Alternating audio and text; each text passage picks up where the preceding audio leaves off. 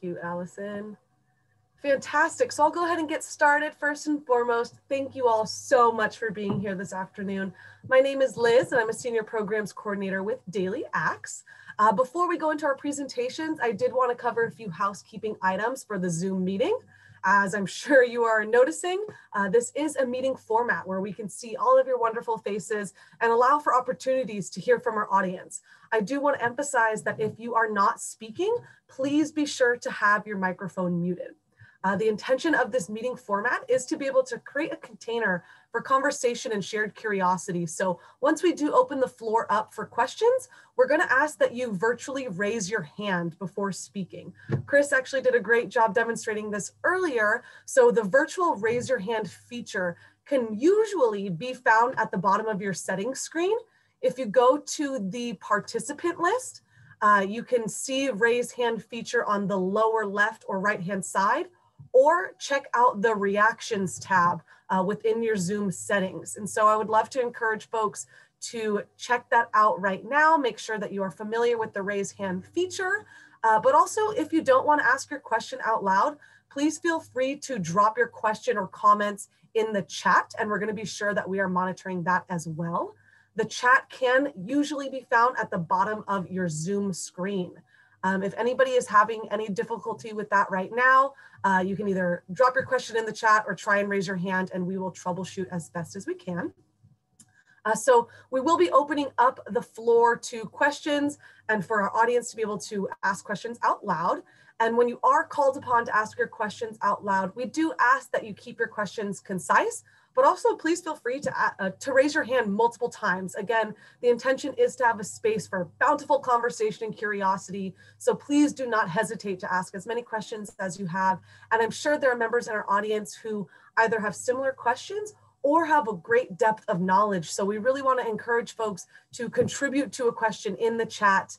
And I will emphasize that we are going to be collecting resources that we will share in a follow-up email as well. So rest assured, this will all be recorded and shared out.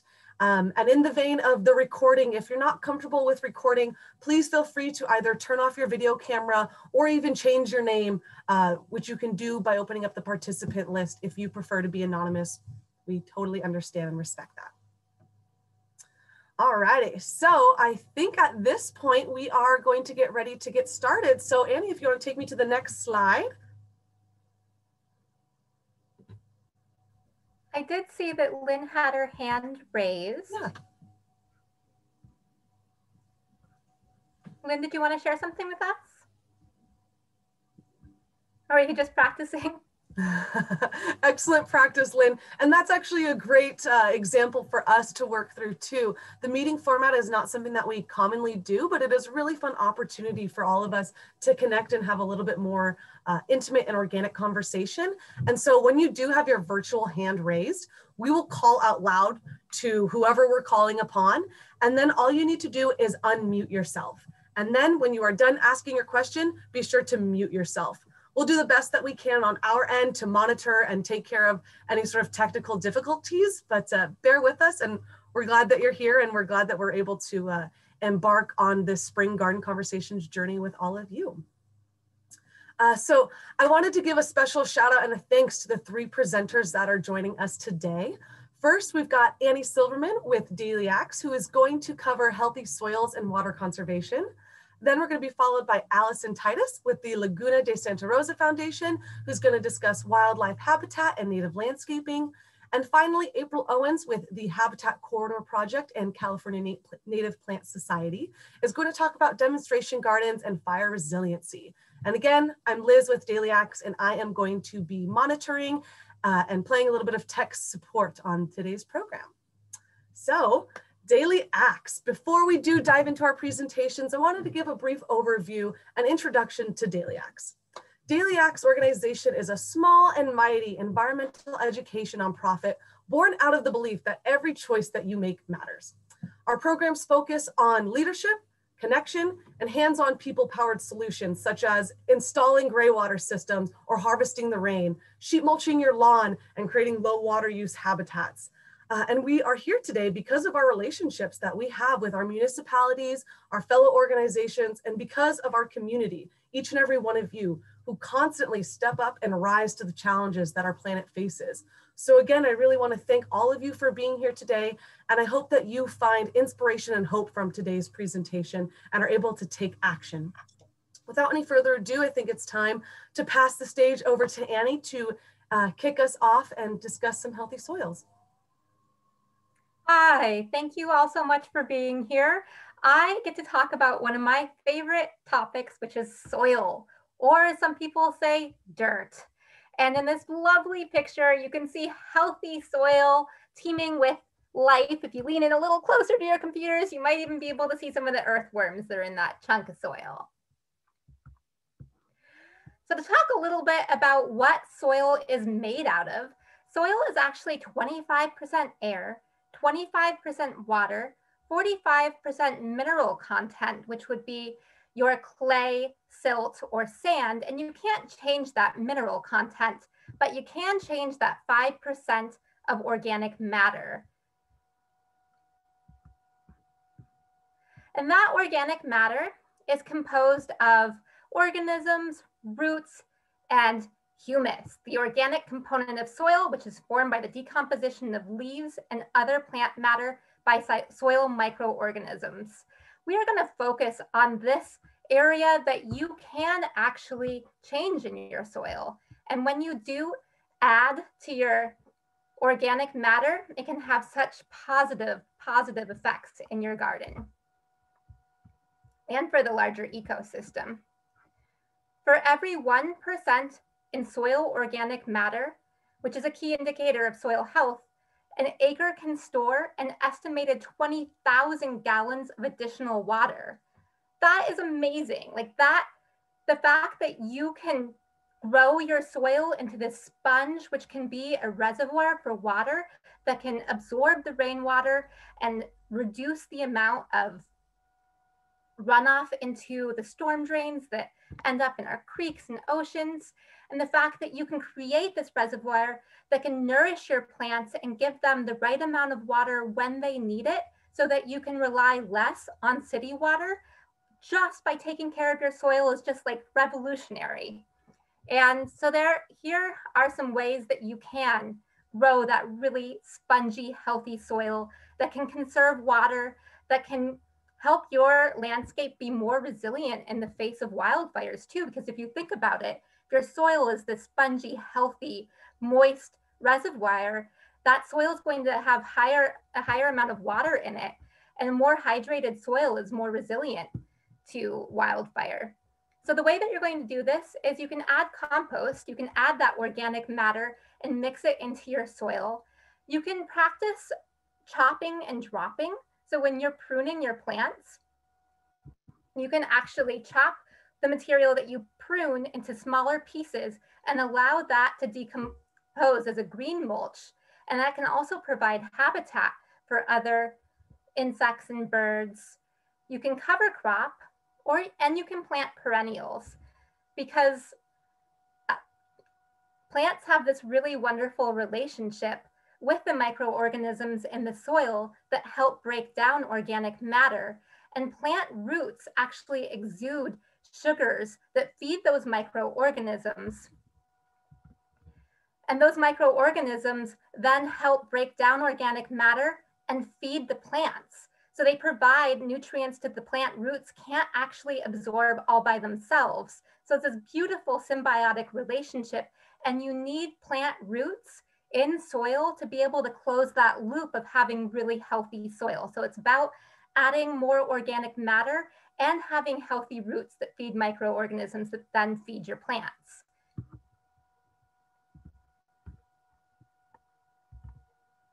And always cover your soil. And in the photo on the left, that's more of a food garden. And in food gardens, we recommend covering your soil with rice straw. Rice straw does not contribute as many weeds to your edible annual garden. And it's a great way to keep moisture in the soil while reducing weed pressure. In a more agricultural setting, cover cropping is a great way to cover your soil and it can add so much beauty as well. Food for the pollinators, and in a more residential landscape setting, we recommend mulch. Mulch has so many benefits, but one of those benefits is helping retain water on site, which then creates that more moisture in soil, which is part of your whole healthy soil system. So that is the end of my short plug on growing healthy soils.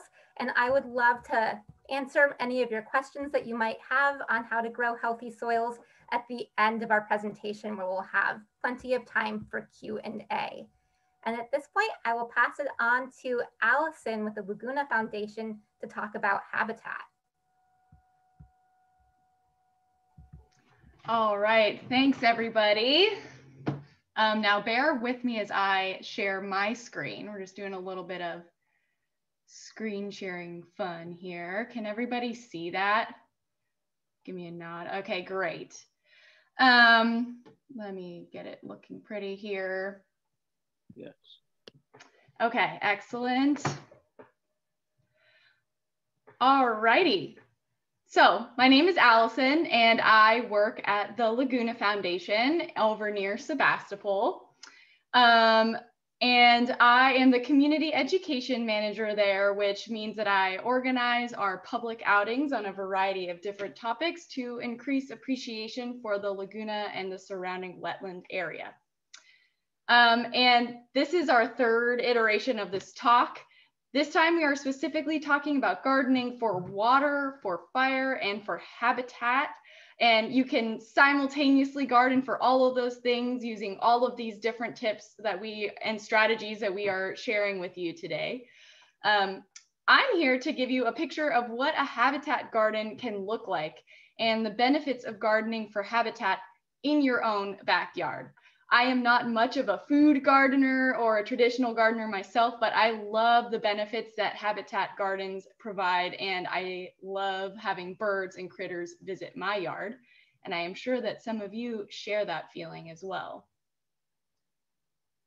So again, quick spiel about the Laguna Foundation. We are a nonprofit organization that works to restore, conserve, and inspire public appreciation for the Laguna de Santa Rosa wetlands.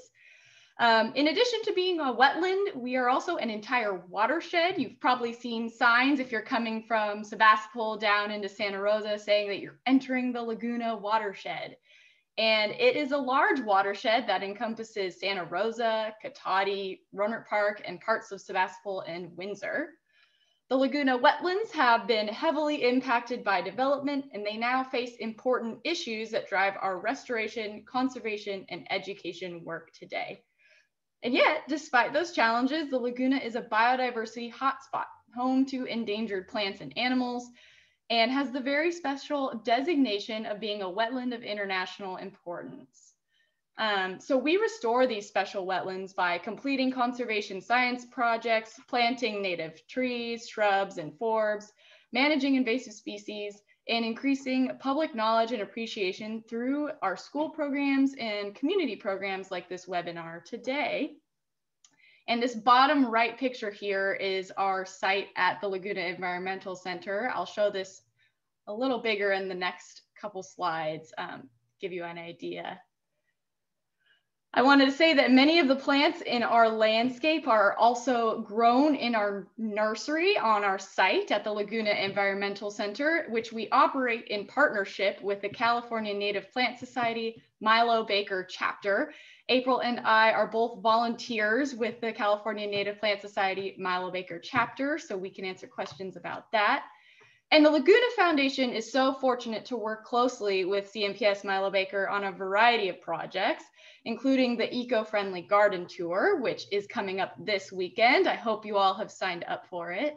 It's usually one of our largest annual events of the year.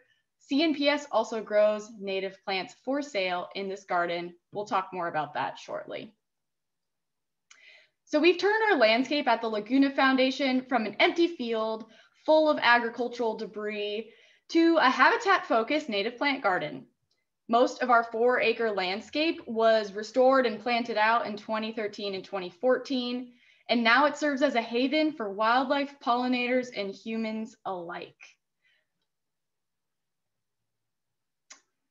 There are too many wonderful native species to highlight, and April's going to talk about this in more depth, but I wanted to start off by showing you some pretty plant photos, and these are some local, showy, flowering favorite California natives that I also see used in residential gardens as well. So we've got the Ribes sanguineum here, the hummingbird sage, which is beautiful, and I think just ending flowering now.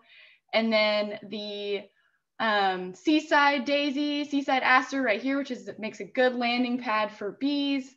And then the late blooming California fuchsia down here, which has not bloomed yet, but is a favorite of hummingbirds on our site.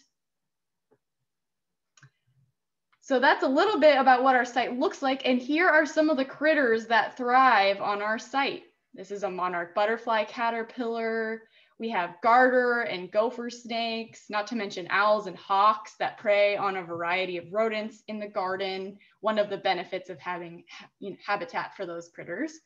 We also have a whole variety of birds that nest in our native plants, as well as in the mulched and gravel areas around the site. This is a killdeer nest. And then finally, we have a lot of honeybees and insects that come to pollinate the plants throughout the season and also provide food for some of those critters as well. So my tips for planting for habitat are things that I've gleaned from other resources and some of the principles we use when planting out our landscape. The number one tip I have that's pretty specific to our site is that a diversity of plants will equal a diversity of critters. We have trees, shrubs, we have a whole field of sedge that you can see here, but which is not necessarily realistic at your home, but it certainly provides a depth and breadth to your landscape. Plant for seasons, that's to my tip number 2. Select plants that flower at different times of the year. That can be really helpful for sustaining all the critters you want in your garden year round. Number 3, think about the elements of habitat, the basic elements of habitat: water, food sources, nesting sites, and shelter. Strategically plant for animal food sources, like plants that create berries, like toyon or coffee berry, which is pictured here, or elderberry. We have a couple trees of those trees on our site. And then plants like coyote brush can be a hub for both food and shelter. Adding a clean water element that doesn't turn into a mosquito habitat can be a good idea, like a bird bath. You can also supplement the plant habitat by putting up bat boxes or bird boxes on your home for songbirds and owls. You can also let some of your asters and other flowers go to seed so that they create more food for birds in the fall. And the last tip I'll say, my tip number 4, is to choose California native plants first. And April will talk more about that in just a minute. But they really are the best choice for supporting our local pollinators, critters, and ecosystems. And they are best adapted to the local climate. So gardening for habitat is a really fun and wholesome way to be creative in your garden. And it is a critical way to conserve our unique biodiversity in this state. Our flora and fauna really need you. If you can plant California natives, if you can habitat garden in your yard, this is a really great thing to do. And lastly, my timely reminder is that we are in bird nesting season. Please avoid trimming trees during the season if you can avoid it. And if you must trim for emergency reasons, please do a thorough inspection of your shrubs and trees. This is a photo I took of a red-winged blackbird nest that is just nestled in a big old bunch of harding grass, like just a big old bunch grass. I could not see it at all until I got dive bombed by the red-winged blackbird that belonged to it. So just goes to show it's always worth a check. Thank you all, and I will hand it over to April to talk a little bit more about California native plants and other things.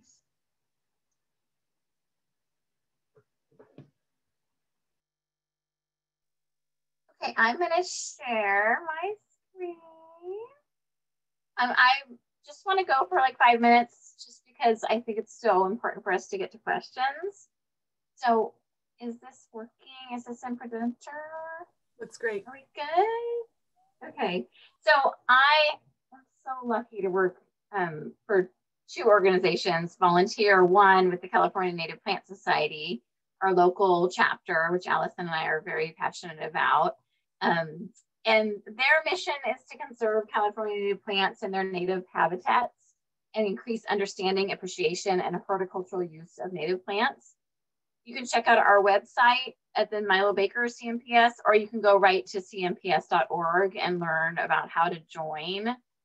As a member, it's a really inexpensive membership, and you get a couple of beautiful magazines that really will help you dive into learning about native plants. And then I'm the executive director of the Habitat Corridor Project. And our mission has always been to show people in person what these plants look like in a beautiful way. So we create demonstration gardens all over California. And I'll talk a little bit later about a couple places that you can go visit our gardens. But I definitely hit our website to learn more about where you can go and see these gardens in action. I'm going to talk a little bit about resilient landscapes and fire. I've been a part of the Resilient Landscapes Coalition for the past couple of years. And our mission is really, and the way I design gardens, I'm also a landscape designer, is to really approach gardens in this big systems thinking way. Like we go in California, we know we're in a drought cycle, and it keeps coming back here, and people are shocked that we're in a drought again. It's like, well, we've been in drought cycles for 5 years, every 5 years. And looking at fire and looking at development. So I loved Allison's quick tips. That was amazing.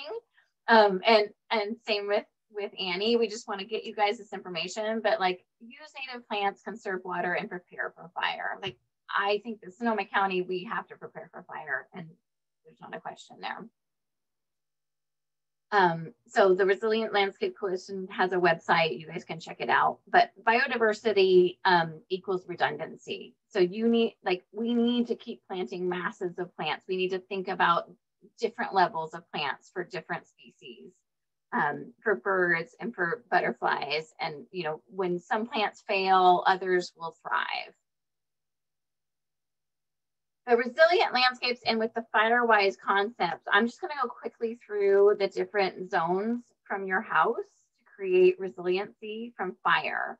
And so we've worked a lot with the fire agencies and really thinking about out from your home for fire safety. So the 0 to 5 really should be like no plants. I mean, that's really the recommendation, which is really hard for all of us that are used to foundation plants and mulching up to the house. But I'm going to show you a few ideas. No-mow fescues you can use in that 0 to 5 that are native from Delta bluegrass. You can use beautiful decorative pebbles, make this your container area. So then moving into the 5 to 30. So check out our website, Resilient Landscapes Coalition. We do a lot of workshops, and we can dive way deeper into all of this, but design 5 to 30. So you really should have nothing in the landscape in that 0 to 5, except for maybe some succulents and a few plants. But 5 to 30, you can have low growing plants, low fuel, well-maintained. Do some rock mulch between plantings. Make sure everything's well hydrated. And we can talk more about that. We're going to get into irrigation. I'm sure there's going to be a lot of questions, but native plants need less water to hydrate. So using them gives you, an opportunity to be safer fire-wise and conserving water. Some fun ways to use paths in between beautiful masses of native plants. I'm thinking about your broader context. So this is a demonstration garden in Sebastopol along Bodega Highway that we have, and we consider this is a giant island of plants with a break, like a fire break with the sidewalk, which is actually a public right of way, and then also thinking about driveways, sidewalks, and parking. So there's a lot of ways to make it not feel like a lava rock garden. In this 5 to 30, it's a nice place to think about swales and sinking water in. So make sure to, we created this at our Living Learning Landscapes garden in Santa Rosa at the JC, like right along the JC. And we tried to dig down to create a swale, and there were a ton of baby oak trees that they had cut down for all the years. So we decided to mound up. This is a really easy way to like sink water in on your landscape, and create a swale without a lot of digging. Rain gardens with native plants. You know, it's so fun to see the rain when we get it. I wish we had more this year. So then 30 to 100 is where you can get some larger islands of shrubs if you have the opportunity to have a site that is this big, which isn't most of us. But this is where you can have larger islands with just mulch in between, but use some larger shrubs, which you can dot in the 5 to 30, but here is really your habitat zone. We will share these slides with you, but this is kind of my like no-brainer combination of plant material that I've had so much luck with over the last 20 years to create habitat in your garden. And then people often ask like what to do between the masses of plants.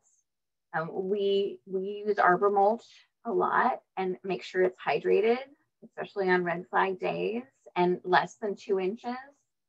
Gravel and crushed rock is a great way to separate these islands of plants. Like maybe you have a 5 by 10 foot grouping of plants and you can use these materials in between, or mowed native bunch grasses or well-maintained ground cover.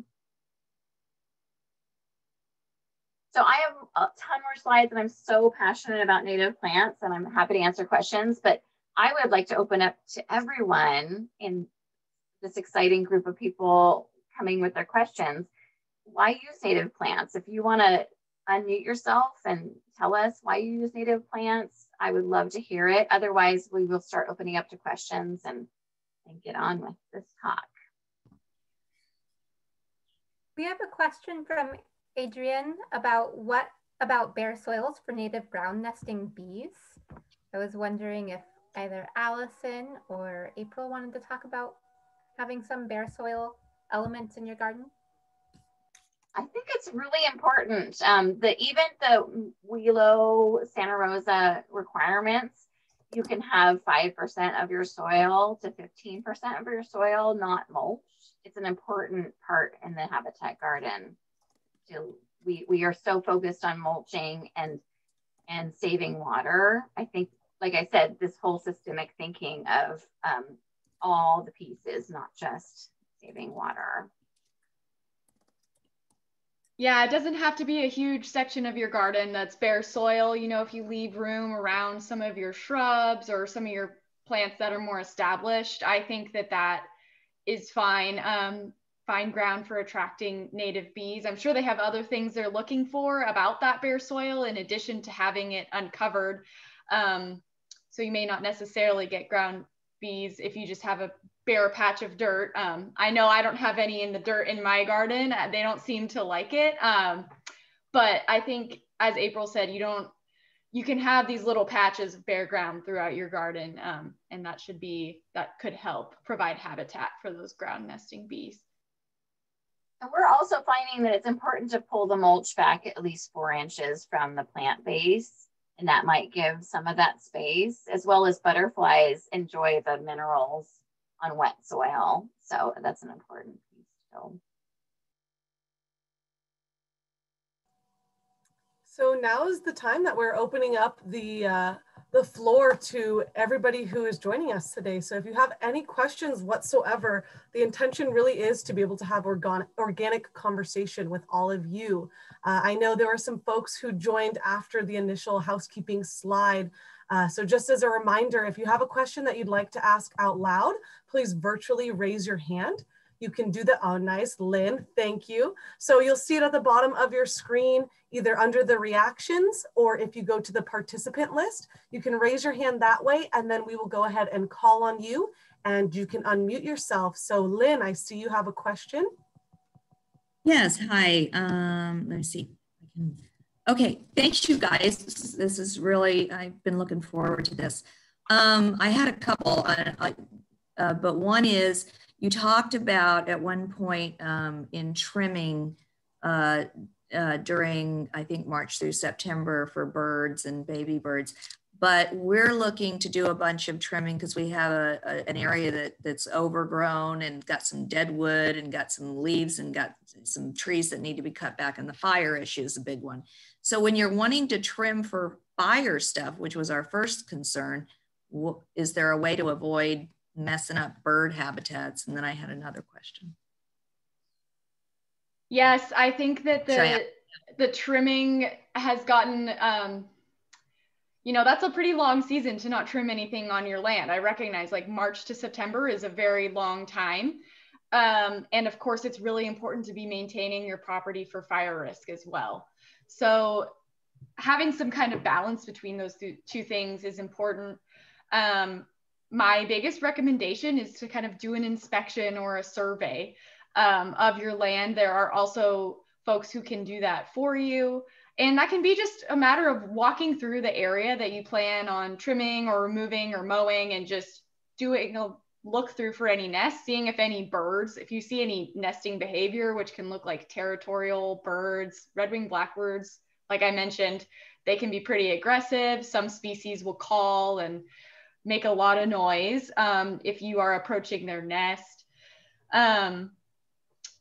And yes, there are federal laws that prohibit impact on nesting birds. So it's definitely a good idea to do an inspection, look for those nests in your property in the area you plan to mow or trim. And then Native Songbird Care and Conservation, we'll drop a link to their resource. They have a great reference resource that has plenty of information all about what to do if you need to trim bushes or trees on your property during bird nesting season. So we'll definitely include that in the follow-up email as well. Oh, cool. Thank you. And then I'll just throw this in. I actually have like 50,000 questions, but I know there's other people here. So, but one more, it was just having to do with, I saw you talked about the plants that have the sulfur things like broccoli. What's the term? Broccoli that had some stuff inside it that smells, that makes pests go away. Brassicas. You know what I'm talking about? Oh, yeah. Thank you. So one of our, Thanks. is this one of the comments from Adrian that mentioned that there's, I might mispronounce this here, but glucosinolates that make the broccoli smell bad? Okay. Okay, and I was just curious. I noticed that all the plants that I had a ton of winter veggies, and all of the, I don't even know if this is a question for you, I think it is, but they all of the veggies seem super healthy, but the ones that attracted what I think were aphids, just tons and tons of those little, I think they were, that ball up together, little sort of whitish, light green little balls on them that suck the moisture out of the leaves. I don't know if they're whitefly eggs or if they're aphids, but they're always on those kinds of plants. And I didn't know if you had something to say about that, or about how making the soil super healthy keeps plants from getting, that might be two questions, keeps plants from getting sick and attracting bugs. I can answer that. And if anybody in the audience wants to throw something in there too, but brassicas tend to be host plants for aphids. Aphids really like them. And one thing that you can do to try and decrease the amount of predation, aphids are attracted to plants that are stressed out in some way. So maybe it's the shoulder season, or they don't have quite enough water, or they have some other type of stress. Those will be an extra magnet to pests such as aphids. So keeping your plants well hydrated, making sure that they have the nutrients they need. At the end of the season in fall, that's when they tend to really, really be packed with them. So maybe pull them from your garden before that happens, and then try and reduce the amount of other host plants that you have, like having wild mustard. They'll also feed off of wild mustard. So if you have a lot of that growing nearby too, you're just creating more habitat for aphids. Thank you. And thank you, Lynn, for asking the first question out loud. Jessica T, I see you have your hand raised. Can you hear me okay? Loud and clear. Okay, sometimes my video makes my audio spotty. So I have, if you can see right here, I mulched this like ½ acre with wood chips like over 2 years ago. Mostly just for weed suppression, so we didn't have to mow every year, but now obviously I think it's a fire hazard, so I'm trying to figure out what to do like that's easy and affordable because it's such a huge area. So I don't know if it's wise to just like truck in a bunch of compost from, you know, a local farm ranch to, I guess, cover the wood. I'm kind of at a loss of what would be recommended.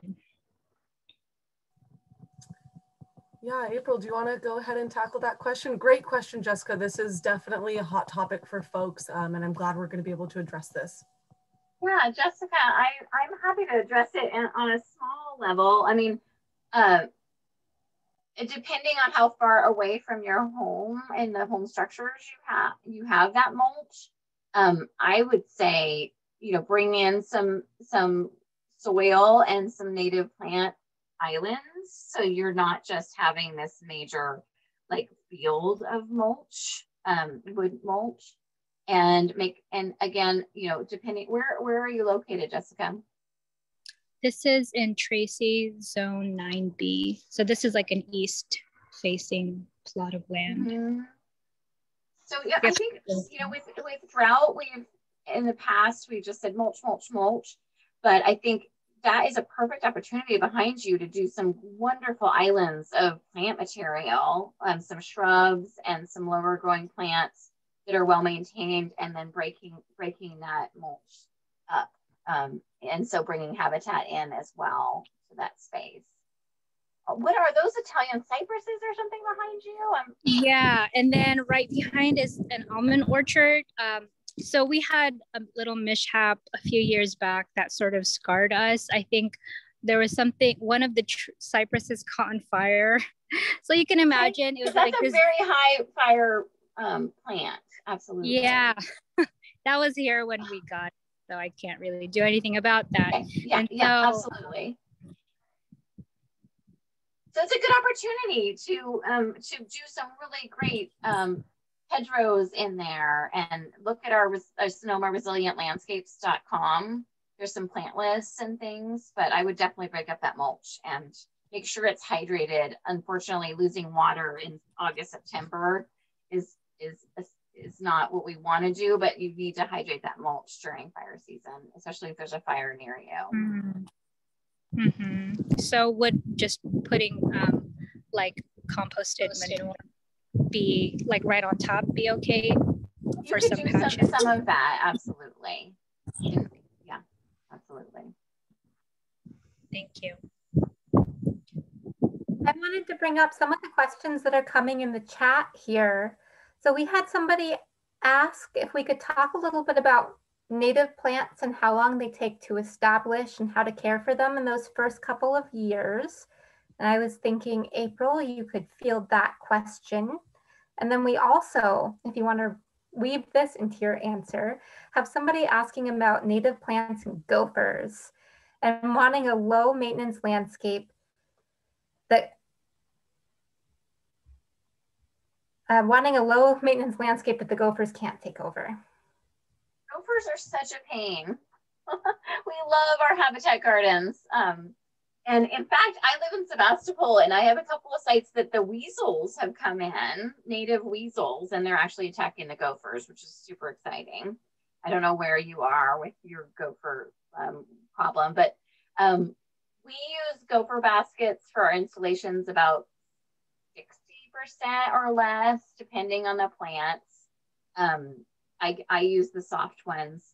Native plants need some time, and I have a big portion of this in our other workshop. It's so exciting for me to see some plants that I've given a couple of years. You give them their time to let their roots establish. Like Annie was talking about, like the soil. Like making sure your soil is really loose, and the natives just need time, and that's why they're so resilient, is because they put all their energy the first couple of years into their roots, and then they shoot up from the top.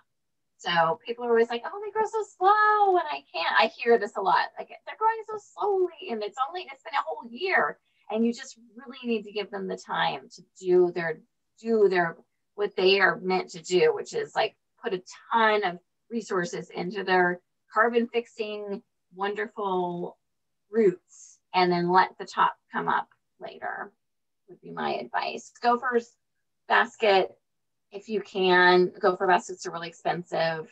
I mean, I sometimes just allow a certain amount to go. Some people trap gophers.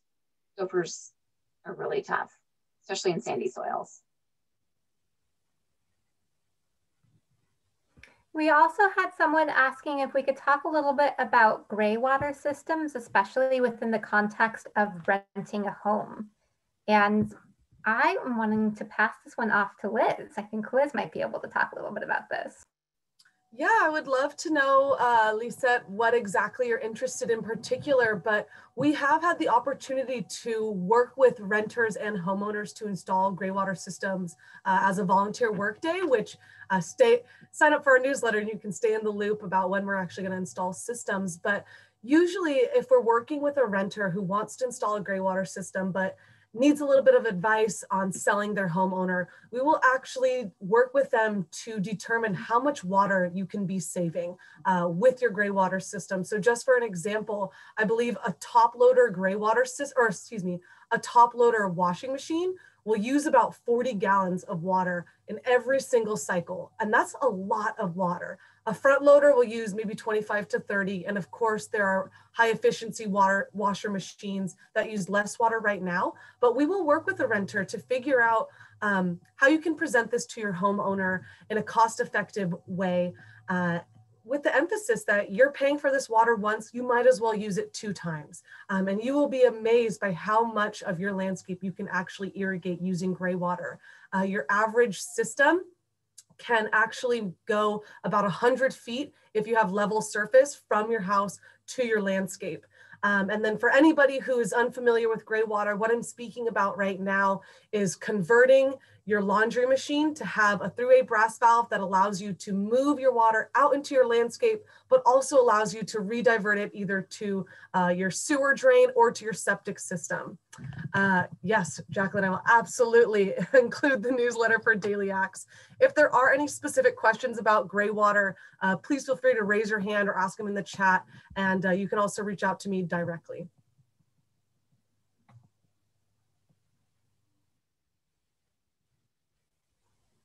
Glenneth, I see that you have your hand raised. Yes, I'm permaculture certified, and this isn't really legal, but I've set up greywater for my whole house, excepting laundry. Laundry is the only thing that's legal, is my understanding.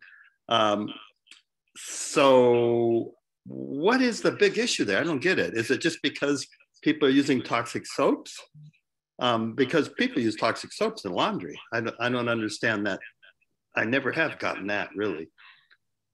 Yeah, which issue are you referring to? I think as far as a renter, sometimes there can just be a misconception about what greywater actually is and what the benefits are. But is there anything in particular, or you can? Whole house. Yeah, the whole house, like from your sinks, from your, when I take a shower, I shower every day, right? Absolutely, yeah. So a shower to flower system, my understanding in California, that actually is legal. The only requirement is you usually need to have either a permit or a plumber actually do the cuts underneath your house and with your plumbing lines. We typically advocate for and educate around a laundry to landscape system because it's pretty do-it-yourself. It only costs about $150 and a little bit of know-how, and you don't need any sort of permit. So that's more of the like do-it-yourself easy solution. We're actually trying to educate ourselves and educate the city and different municipalities about greywater codes in general and how cities and municipalities can adopt maybe in new buildings and require a double plumb system. So your shower can go directly to the sewer, to your landscape, or excuse me, directly to your landscape and not the sewer. I think there certainly is a lot of concern around the behavioral change that is needed with Greywater. So just like you're saying, changing of different soaps is definitely a key element. As far as I know, the only thing that truly is illegal with Greywater, you obviously cannot be using the water from your toilet. It's not advised, and I think it technically in California plumbing code is illegal to get Greywater from your kitchen sink or from your dishwasher. And then technically there are a few other parameters as far as where your leach fields go, or keeping your Greywater in an enclosed system. So there are a few different codes that you need to abide by, but a fully plumbed house is totally ideal. I think everybody should be doing that if possible, but also recognizing it takes behavioral change and not all of it is do it yourself. And some things do require an extra layer of education and skills. I mean, I just have some, on the outlets, I have some splitters that are hooked up to hoses. I just move them around, right? Absolutely. Yeah, once you can get a little bit creative, the possibilities are endless with the amount of water that you can reuse in your own home. So good on you, Gleneth. Maybe you could share some photos and a little bit of story of what you have going on, because again, in California, what you're doing sounds pretty legal. It would be really cool to see other people modeling this in their own homes. Well, I didn't get a certified plumber, and you know, my understanding is this isn't legal. But I could, you know, maybe I'm mistaken there. Yeah, I think that it is legal if it's done correctly. And I didn't hear that you didn't get a plumber or a permit. I am totally certified. Yeah, I think if you've got that certification and you know what you're doing, more power to you. Maybe we could get you on our contractors referrals list so you can hook everybody up here with a double plumb system. Modeling is really powerful, so thank you.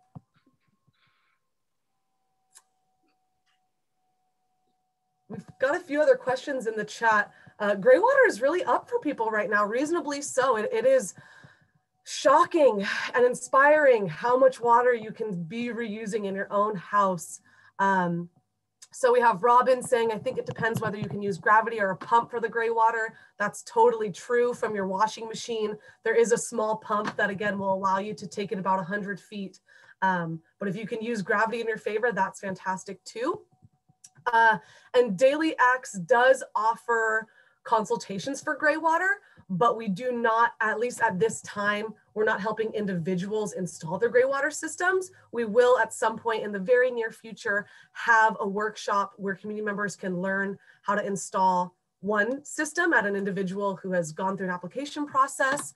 But we are here for resources. So if you have specific questions about that, please reach out. And thank you so much, Robin, for dropping Greywater Action in the chat. Greywater Action is a fantastic resource. And we actually had the great fortune of partnering with one of their founders, Laura Allen, for 2 webinars a couple months back to talk all about Greywater and all about a laundry to landscape system.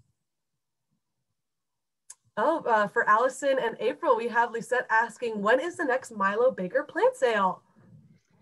The next Milo Baker plant sale is this fall. It will be on October 9th this year, October 9th, 2021. Mark your calendar. And I believe it will be in person at our nursery at the Laguna Environmental Center. So out at 900 Sanford Road, which is really exciting. And yes, you can check our website. There's a native plant sale tab on our website. Right now, it just says the date. There's no other information, but as the plant sale gets closer, we'll have an inventory of the types of plants that we will have at the sale, how many, so you can kind of look up which plants you might want for your space and be ready to shop when you show up the day of. Anything to add, April? No, I was just responding to that right when you jumped in. So that's perfect. Yeah, I'm glad you knew the date because I didn't. But our website, we try to keep it, our Milo Baker website, as up to date as possible on field trips and plants and all kinds of fun stuff. So just keep, like, all the different organizations' websites are a great place to jump on and make sure you know what's going on. Fantastic, thank you. And just a reminder for folks, we will be sending all of the resources in a follow-up email to everybody who attended and signed up. So don't worry, you won't miss a thing from us. And then we actually have Jennifer in the chat. Annie, were you gonna say something in the same vein? Okay. We had Jennifer in the chat. Here's a bit of a scenario. So my 2-year-old large native garden in Healdsburg is very dry. It is only partially irrigated. And I have a bare middle patch with a lot of dried calendula and poppies plus other weeds. Can I add a layer of mulch now on top of what is there? Or should I wait until later this year? Also, we have ornamental grasses that were not trimmed in the winter. Can I trim them now to avoid fire risk, or should I wait until later this year? What do folks think? So I think that Daily Ash could speak to the mulching issue. And I would love to, I could talk about cutting back the grasses. Sure, I can talk about mulching. If you would like to mulch in the bare middle patch with a lot of dried calendula and poppies and other weeds, I would recommend, if you have anything that's invasive in there, trying to eliminate it before you mulch.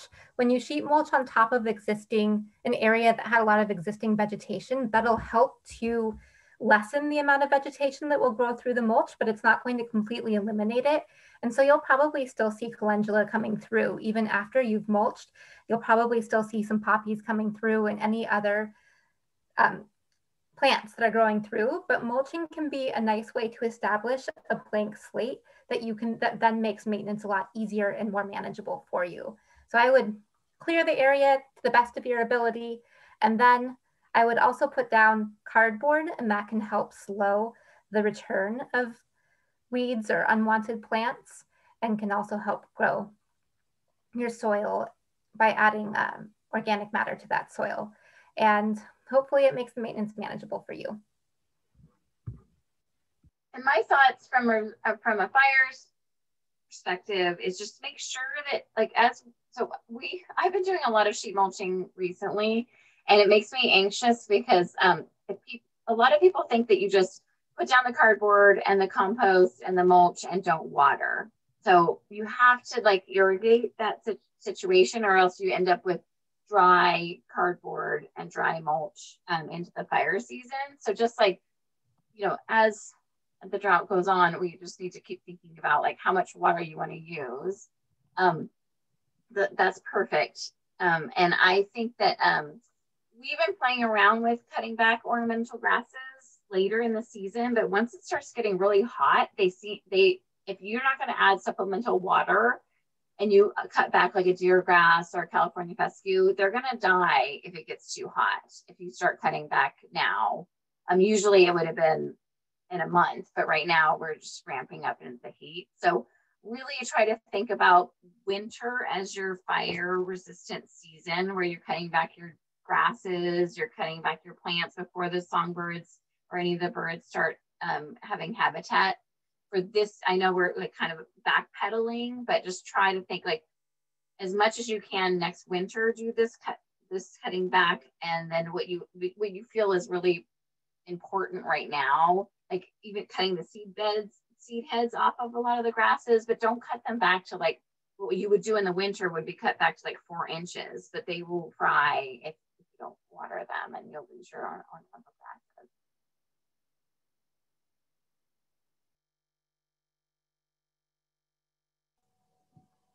Nice. Jennifer's going to trim those grasses. Thank you. Any other questions? I'm sure there's a lot to percolate on and a lot of processing happening, but oh, nice. Lynn, again, let's hear it. Here I come again. Sorry, I'm having a little volume problem here, or audio problem.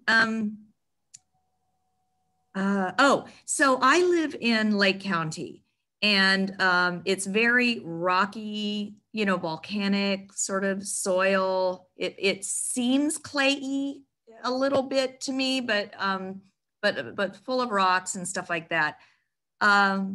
What do you recommend for there? Because I would like to introduce, because I've got all kinds of plants growing because I became a new gardener, a new COVID gardener this year, and most of them are not native.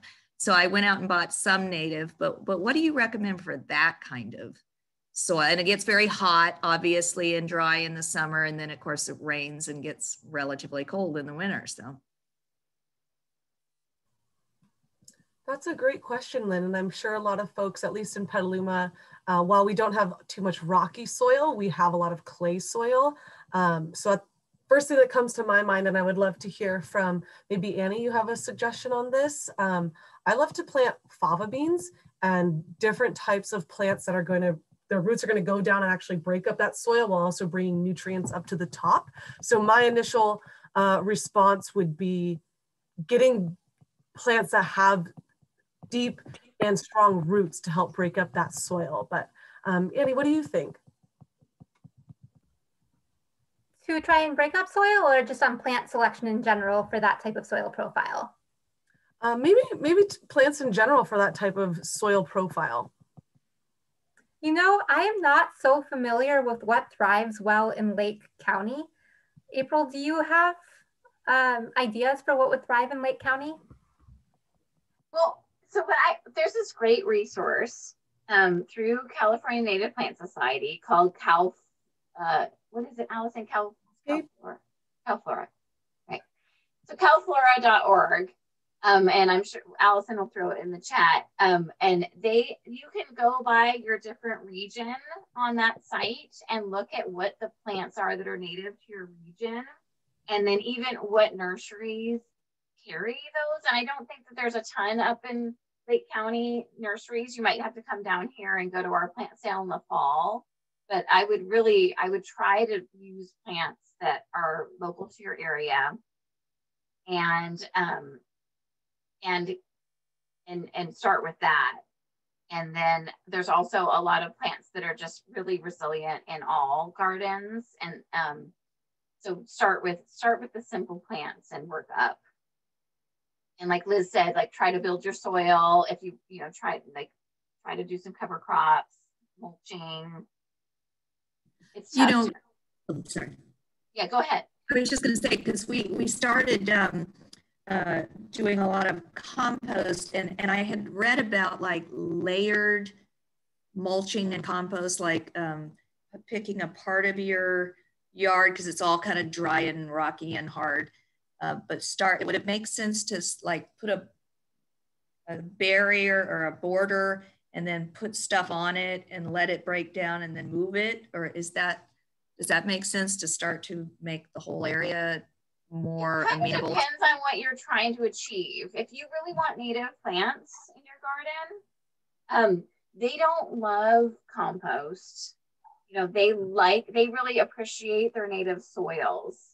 So if you want some like more ornamental plants and stuff and veggies, then maybe can lean towards like what Liz was saying about building your soil. So it really depends on where you want to go with the plant material, because we find that if the soil is too composty and too awesome for natives, they will grow really fast and then they die. So it's building resiliency in your plant material as well.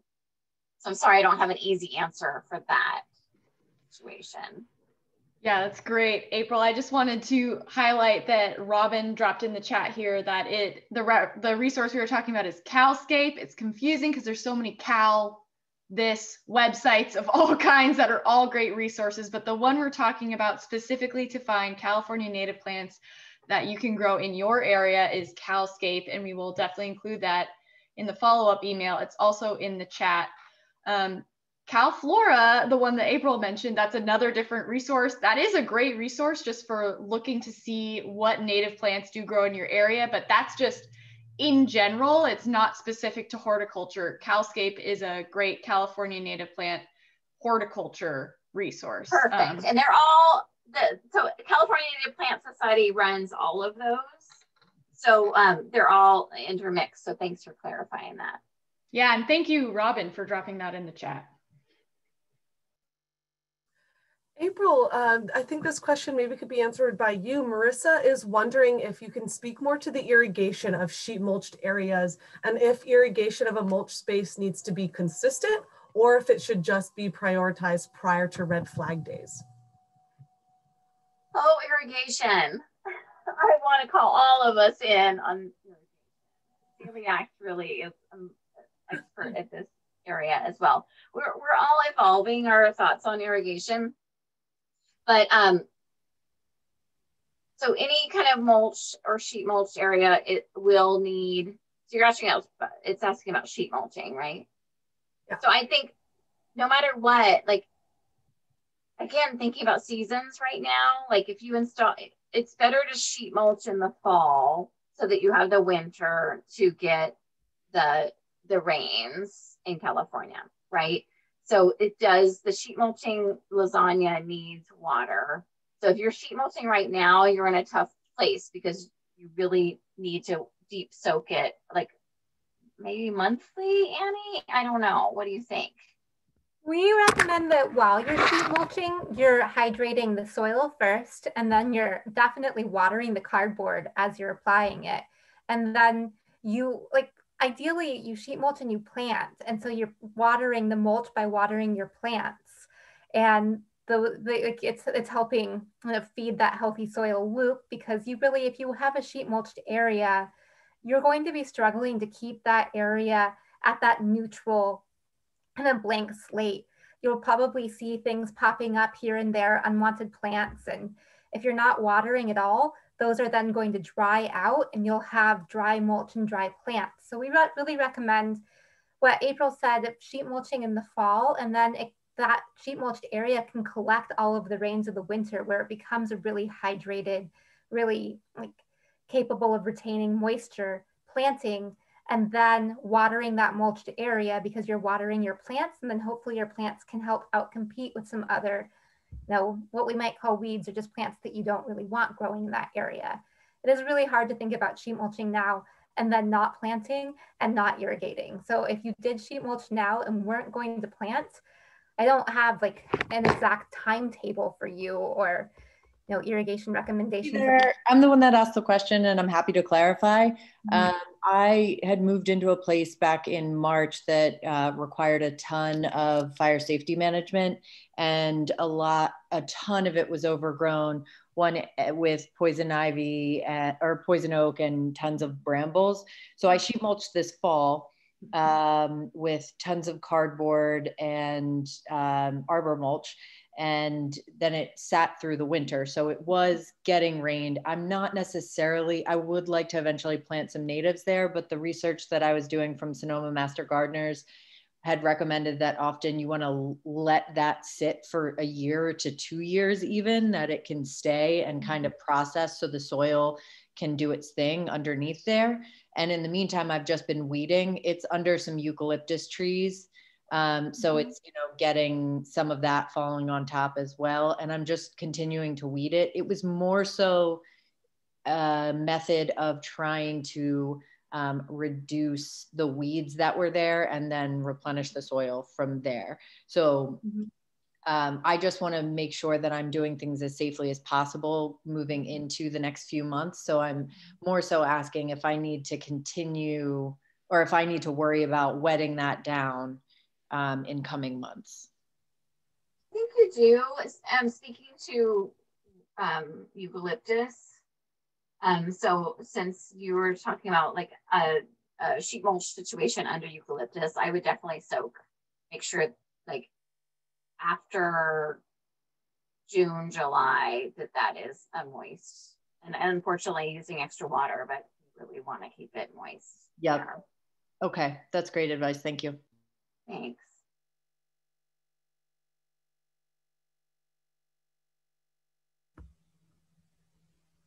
Great questions. I did also want to add that since you mentioned that you're going to be ideally planting California natives in that space, that CNPS has their annual plant sale in the fall, and that's because that's often sort of the beginning of better time to plant California native plants. So we're plugging planting California native plants in your yard throughout this program. That being said, it's better to plant them kind of right before or maybe like right after the first rain in the fall or winter time. So that fall plant sale is a good time to go and buy California natives for not all species, but many of them.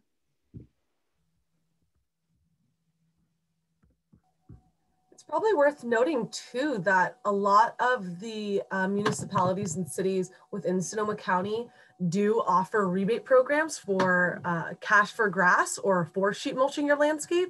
And if anybody here is not familiar with that sheet mulching process, we've brought it up a few times into this evening's presentation. The process of sheet mulching is a very simple do-it-yourself 1, 2, 3 process of laying down compost, cardboard, and mulch. And essentially it helps to decompose your lawn in place, build up that soil health and nutrients, keep moisture on site like Annie and April have alluded to. And it's just a fantastic rebate program. Specifically in Petaluma, there's the Mulch Madness program where they will offer all of the materials that you need and delivery of the compost, cardboard, and mulch so that you can actually sheet mulch your own landscapes.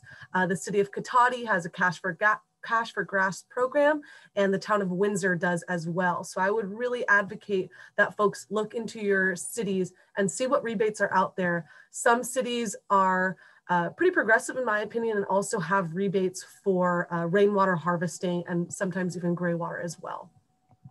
I would also mention that Santa Rosa has a grass rebate program as well. Nice, thank you. Lisette is asking if anybody has favorite books on the subject of planting native gardens in California.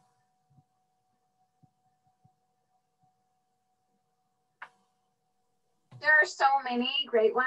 We will update a list. I could turn around and grab a ton, but we will definitely get you some on the email about this talk, because there's too many to even. Like this one is what I have on my desk right now. And I like it because it's month by month. California Native Gardening, a month-by-month guide by Helen Popper. But again, the California Native Plant Society has a great website with a lot of books that are go-tos. Jacqueline was asking if there's any rebate programs for those of us in unincorporated areas, which is a really great question.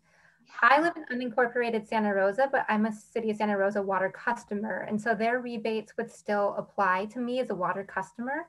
So it kind of depends on whether or not you have your own well or you're a city water customer. And then wherever you live, if you are a city water customer, those rebates will likely apply to you.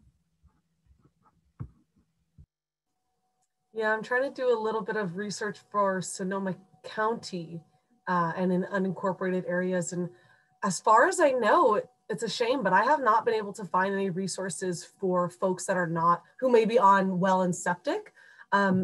At one point, I know that the state of California did have a rebate program, a cash for grass program, but those funds have since run out, which is a good thing to know that folks did take advantage of it.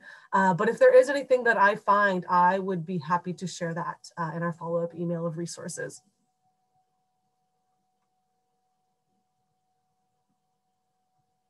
Has anybody here taken advantage of any resources in your own areas? And if so, what? I would love to hear from all of you what you've modeled at your own sites.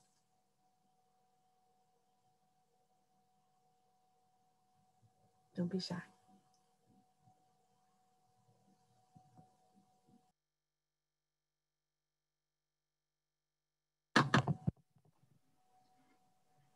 While everybody's working up the courage to talk about some of their own sites, we actually had a question that I wanted to address, and it was about having an acre of grassland area with oak trees growing and wanting to really reestablish that area as native habitat and eliminate some of, I believe it was eliminating some of the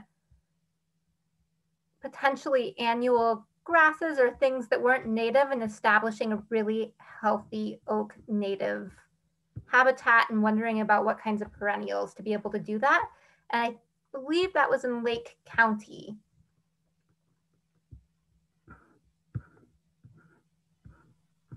Well, I can speak to that for a second. I love the chat because we focusing on your local Native Plant Society, you can get so many resources. Thank you, Allison and Robin Mitchell, for adding so much content here.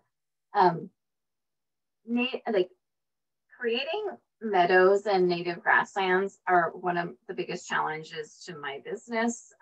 It's really a matter of attacking the non-native grasses before they seed, like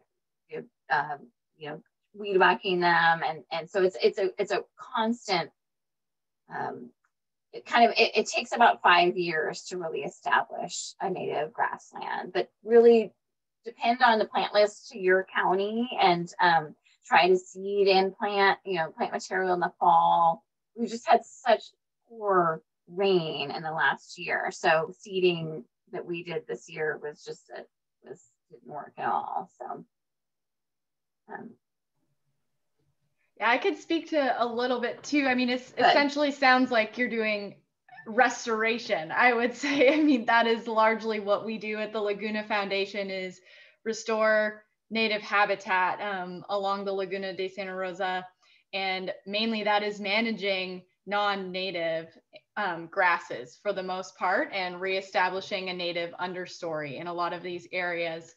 And I'd recommend you can seed, April's totally right that you're in for the long haul, I think is the #1 takeaway, that it will take time, it will take many seasons. It will really take depleting the seed bank that exists and replacing it with something that can compete with these native or non-native annual grasses. I would say looking for a bunch grass perhaps that does well in your area underneath oaks, like a species of bunch grass. They're perennial, and you can, if you come to the I can only speak to the plant sale that I know really well, which is the one we have here. Occasionally we'll have like little plugs of grass, and they're not the thing that someone's gonna come by and necessarily swoop up as the showy flower for their garden, but that can be really effective to plant those little grass plugs. And depending on the habitat where you're at, looking for a juncus or a sedge species that can do well. We found that those can compete and grow quickly and do a better job with those invasive annual grass neighbors. So those would be my recommendation. And then we also use wild rose as well, which I think might be a good, if you're just trying to plant for habitat purely and get that invasive annual grass out, those perennial kind of bunch grasses, sedges, juncus, and then some select shrubs might be good options once you've got that invasive population more under control.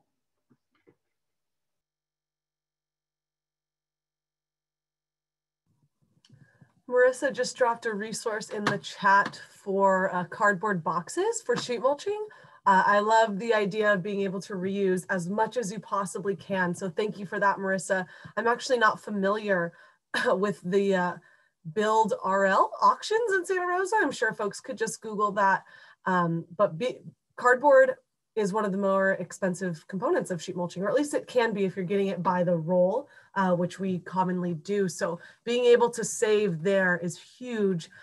If you have a large site, you can also be calling wood chip companies. It's a little bit more risky in the sense that you don't always know what type of material you're going to be getting, and you can be getting up to 20 yards, but it is just another opportunity to reuse and save $1 here or there.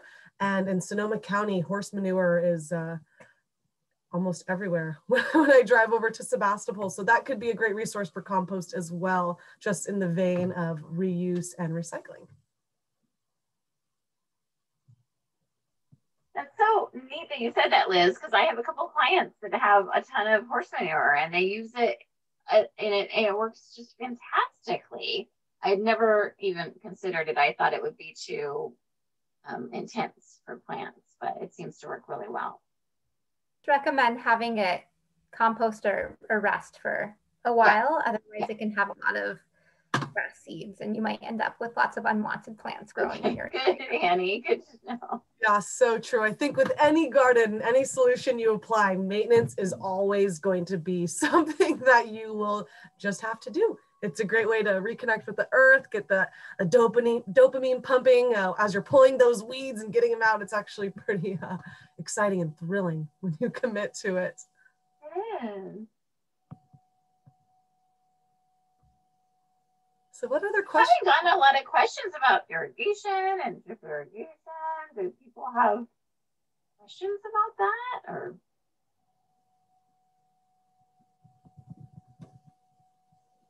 Maybe it's just such a daunting topic that It is, or more plants. We could speak to some more habitat plant material too. Yeah, and April, I know that you wrapped up your presentation a little bit early to get to questions, but maybe you want to highlight some of your model gardens or share some spaces where people can actually go out and see a low water use habitat garden in real life and get some inspiration. Well, yeah, we wanted to share that with folks. The Petaluma Library on the, what side? On the Payran side, on the back side. A wonderful demonstration garden. In Sebastopol, there are a few gardens, one at the Center for the Arts at the Veterans Hall. And there's also the Living Learning Landscapes along Elliott Street at the Santa Rosa JC. So there's just some, and those gardens have downloadable plans that you can look at. So there's some places it's nice to go out if you're new to native gardens. And then what about the Laguna Foundation Garden? When will you guys be open again? Laguna Foundation is a fabulous demonstration garden. Yes, we are hoping to open up. Right now we're open by appointment only, but we are hoping to open up sometime in the fall, ideally before we have that native plant sale.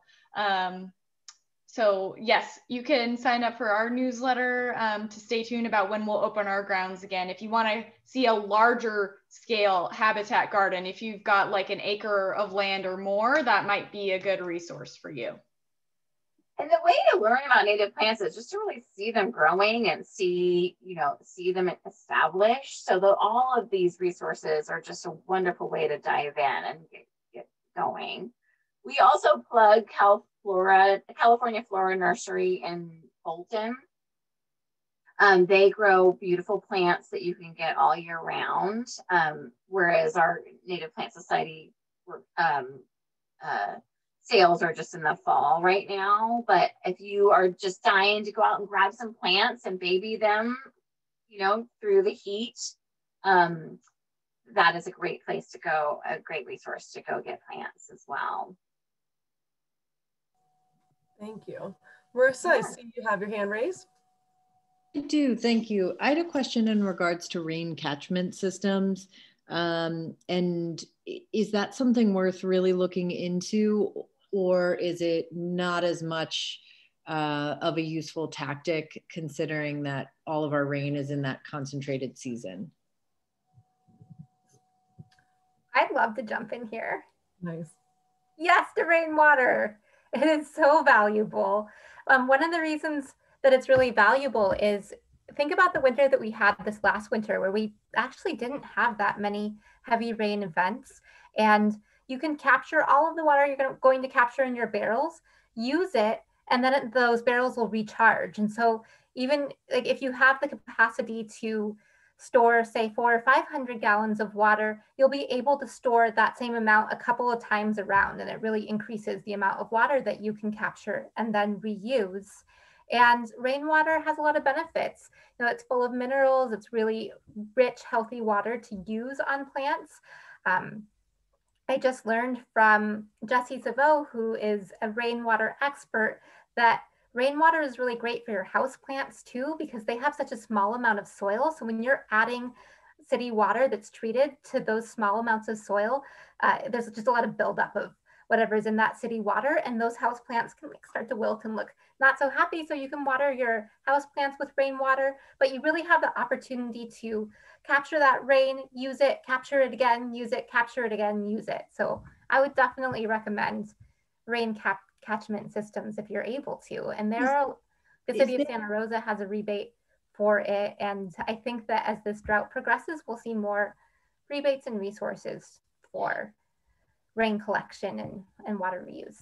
Is there a concern or a way that you should handle it? I wasn't sure about like having it would be enclosed, but you know what I mean? Like having water sit for that long, if that is okay. Do you need to treat it with anything, or can you just capture it and save it just as it is and then use it 4 or 5 months later? As long as it is completely closed, and that as long as it's completely closed off, you don't need to treat it. You can store it and use it. Mhm. Awesome. That's great. Thank you so much. You're welcome. Yeah, rainwater is such an amazing free resource that comes from the sky. And I would advocate, if you have the space and ability to, getting large tanks is a great way to capitalize on the amount of water. I think it's in a 1,000 square foot roof, in 1 inch of rain, you can collect 600 gallons, which is quite a lot of water. And I saw Robin dropped in the chat that they have 10,000 gallons of rainwater storage on site. And even with such low rain, they were able to capture 8,000 gallons of water. That is so much water. And in some instances, it can be an initial upfront cost if you're going to get a really big tank, and depending on how elaborate you want to be. But they're coming back to reuse and resourcefulness. There are a lot of great either free or very low cost opportunities to harvest rain, whether that's food grade barrels that are being recycled, or IBC totes from somebody making wine or somebody making soap. That's what I have at my own property. And you can collect so much water, and you can get very creative about how you actually redistribute that water. So yes to rain tanks. We actually have a webinar on our website that is from last year if you'd like to learn a little bit more about rain tank installations, and we'll be having another webinar this November. Nice, thanks, Annie. And I saw that Candace mentioned in the chat that you can also make rain gardens. It is less expensive for sure, because you don't have that initial upfront cost for an actual tank and a unit. And rain gardens are an amazing way to keep that water on site as well. Essentially, the way that I refer to it is as intentional topography. You're digging out an area on your landscape. Maybe first and foremost, you're probably observing your landscape. You're seeing, where is that water coming from and where is it going? Where are the low spots of my landscape and how is the water traveling there? And then you just create your swale, and you create a little bit of a shallow impression on your landscape. Backfill it with some pea gravel. You can even plant some juncus or carex in there to help filter that water. But rain gardens are a fantastic way to keep water on your site as well. And Marissa, we will totally share that link for our upcoming webinars once we get the event page up.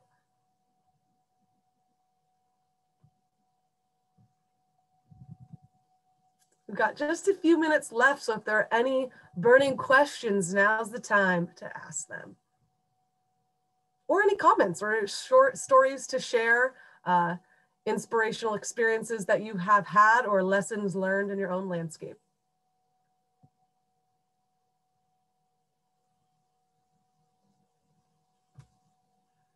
I just dropped a link to our rainwater presentation that is by guest speaker Jessie Savo, that was actually presented last April.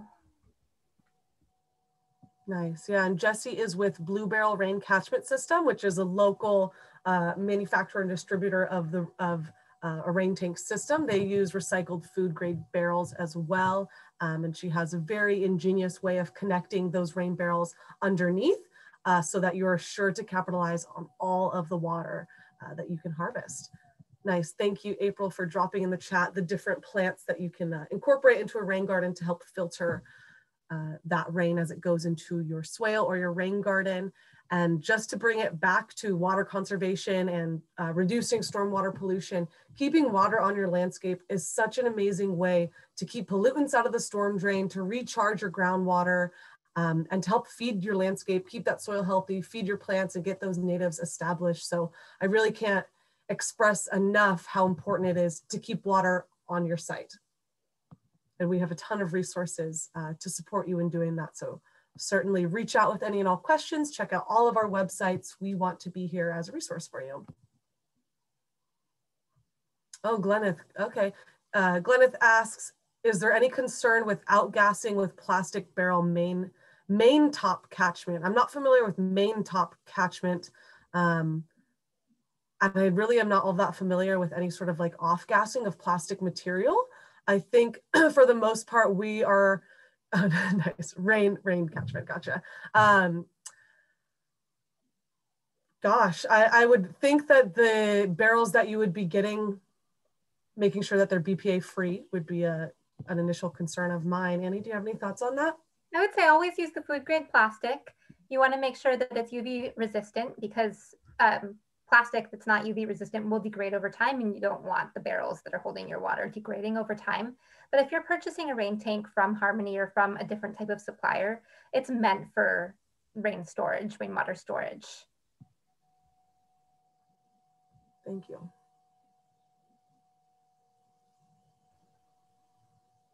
Can't have a Zoom without a cat bomb.